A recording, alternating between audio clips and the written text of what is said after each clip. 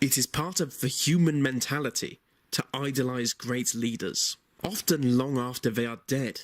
Many of these leaders show one face in public and another in private.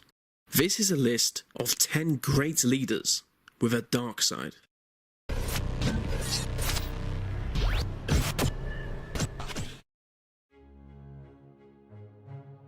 Straight off the bat, we've got Gandhi. Gandhi defied British imperialism and secured independence for the Indian subcontinent. Because of this achievement, people often overlook the fact that he was a massive racist.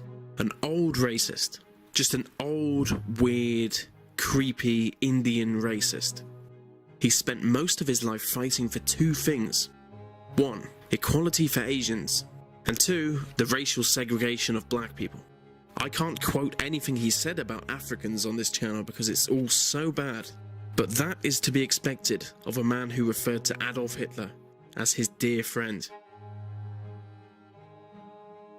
The recently deceased King Abdullah of Saudi Arabia is seen as a great reformer and advocate for women's rights. The reality is that he hated women, even his own daughters. 4 of his daughters are in prison for committing the crime of being female. During his last month in power, 2 women were arrested for driving a car. In 28 years, 2,000 people have been executed in Saudi Arabia, and less than 10% of the population were able to vote. So just to recap, he's about as much a feminist as Mel Gibson is a Zionist. Mother Teresa was seen as a living saint. She was a key figure in the Catholic Church. But the reality is, she was a power-hungry, murderous, stumpy Albanian dwarf with the fashion sense of one of the aborted fetuses she so often complained about. She knowingly and willingly caused the death and suffering of thousands of the poor by denouncing the use of condoms and denying basic healthcare to dying children. And this strange midget was genuinely awarded the Nobel Peace Prize. Margaret Thatcher was the first and only female British Prime Minister. From 1979 to 1990, she ruled with an iron fist. During the Falklands War, she ordered a retreating enemy warship to be destroyed.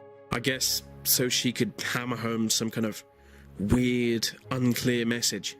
Documents have recently come to light showing her ties to child molesters. At the time of her death, she was the most popular Prime Minister ever. Henry Kissinger is less well known than others on this list. He is seen as one of the most respected American statesmen alive. He is also a Nobel Peace Prize winner. But another thing he has in common with Mother Teresa would seem to be a hatred of the vulnerable, because he's a blatant war criminal. He once secured an extension to the Vietnam War, an unjust war by all accounts. He also played part in the illegal assassination of a democratic leader in South America. But possibly the worst thing about him is that he reminds me of Mother Teresa. She was awful. Che Guevara has been idolized by feckless pseudo-liberals for years. The logic behind this escapes me, as he was a brutal murderer, a racist, and a bit of a homophobe.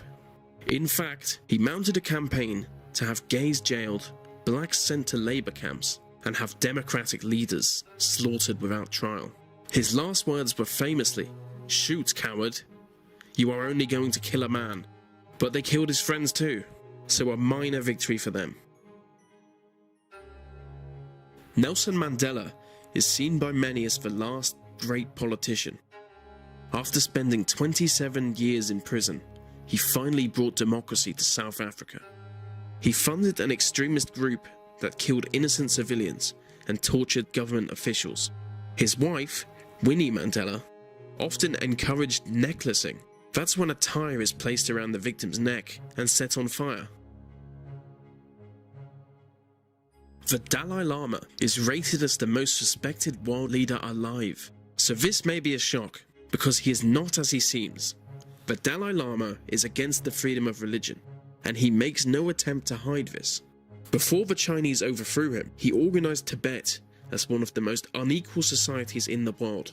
3/4 of his people were serfs, made to work, with another 5% of the population being actual slaves. Mutilation of eyes and tongues were a common punishment under his rule.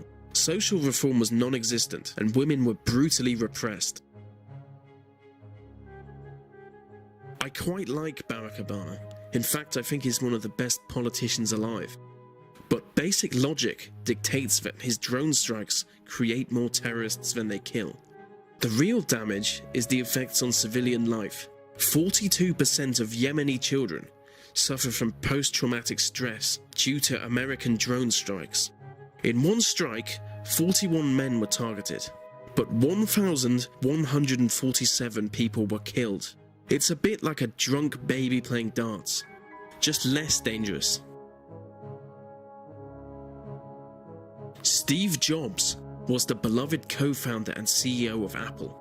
He was ruthless in pursuit of his goals, and his dark side was never hidden. When Apple became a public company, Jobs denied stock options to his personal friend and vital employee, Dan Koch. Recently released FBI files suggest that he would often twist facts in order to fool others. When he became Apple CEO in 1997, he cut all company charity work and eventually oversaw the use of brutal sweatshops in developing countries. Many people were worked to death constructing Apple products. And that brings us to the end of the list. Not everyone on this list was a bad person, they just did bad things. Remember to subscribe for more, and stay black.